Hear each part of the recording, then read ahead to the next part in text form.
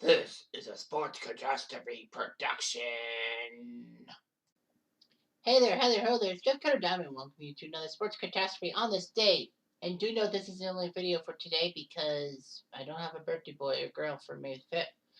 Anyway, on May 5th, 1969, the Boston Celtics, yes, those Boston Celtics, shocked a lot of people by getting to the NBA Finals in the first place and then taking on the LA Lakers in Game 7 at the Great Western Forum.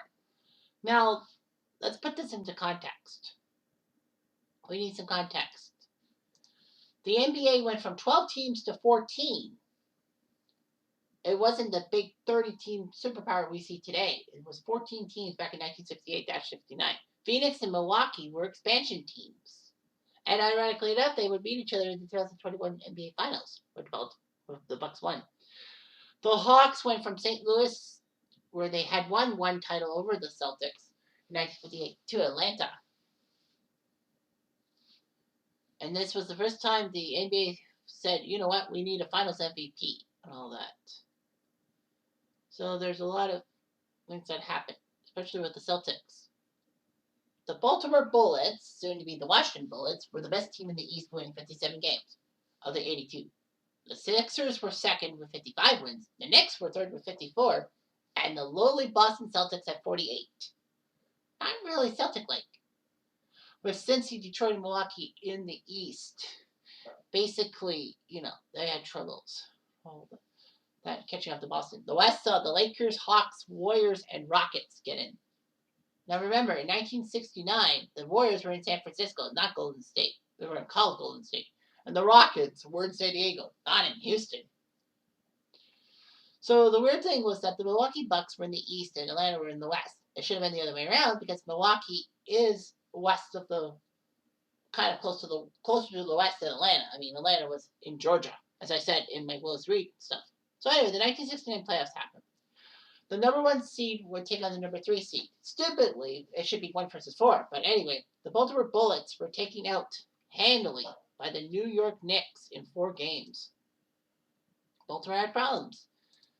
It was just amazing how the Baltimore Bullets seemed to be superstar teams, but they couldn't get past the Knicks, even on home turf. The number 2 seed Sixers, were trying to take down the Celtics, like almost always. Well, that's what they're thinking. Celtics, unfortunately, didn't let that happen. And despite the Sixers being really that good and winning at the Boston Garden Game 4, the Celtics won 3 games at the Spectrum, where it really counted. In the Western semifinals, the Lakers ended up winning the series 4-2. They did lose the first 2 games on home turf at the Forum, but then they won the next 4. The Lakers actually became the first team to win a playoff series after losing the first 2 games at home. In the meantime, Atlanta took care of San Diego in 6 games. Close game. In the division finals, the Celtics did lose a few games to the Knicks, but then at Boston Garden, they narrowly hung on for a 106-105 win. Havlicek sunk the shot that sent the Celtics to the final. The Lakers had no problems with the Hawks. They did lose game 3, but that's okay. So anyway, it was time for the 1969 finals. Boston was an aging team and all that. The Lakers were young and vibrant with Chamberlain and West and all that. So the Lakers went into Boston and were home to the Celtics and won the first 2 games. People thought this was it. However, back in Boston, the Celtics went home and won. Game 5, the Lakers won on home. Game 5, the Lakers won on home turf. The Celtics won Game 6. So obviously that meant that Game 7 was going to go to the Lakers on home turf. In anticipation of the Lakers, when the Lakers owner Jack Kent Cooke were defensive blues with world champion Lakers printed on them, suspended for the Raptors in the Forum, and flyers were placed in every seat stating, "When, if not, the Lakers win the title, balloons will be released from the Raptors. The USC marching band will play Happy Days Are Here Again, and Chick Hearn will interview Elgin Baylor, Jerry West, and Will Chamberlain, all in that order." So anyway, the Celtics got a memo about this and basically, used as bulletin board material and all that.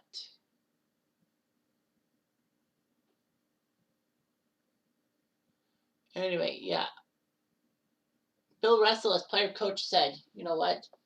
With the Lakers only having two true guards and West feeling the effects of his hamstring pull, fast break at every chance. So they did, in a sense. The Celtics were up by 12 after the first quarter, and then the lead was cut to 3 at halftime. Then the Celtics used Don Nelson. Yes, that Don Nelson. That's the sixth man. And the Celtics were up 91-76 after the third quarter. Chamberlain was in deep trouble because he was one foul away from fouling out, so he had to play more tentative defense. Unfortunately, Chamberlain landed awkwardly while grabbing a rebound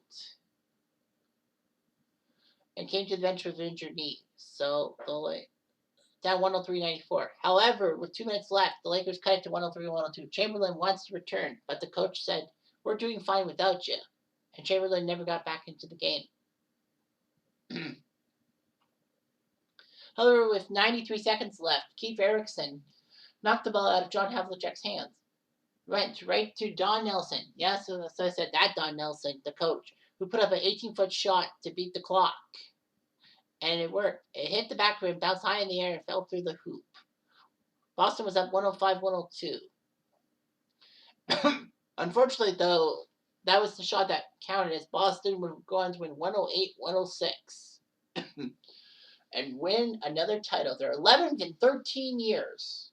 The only times in that span that didn't win the championship was 1958 when the Hawks took them out, and 1967 when the Warriors when the Warriors won the title over the Sixers. So anyway, the Celtics were huge and all that.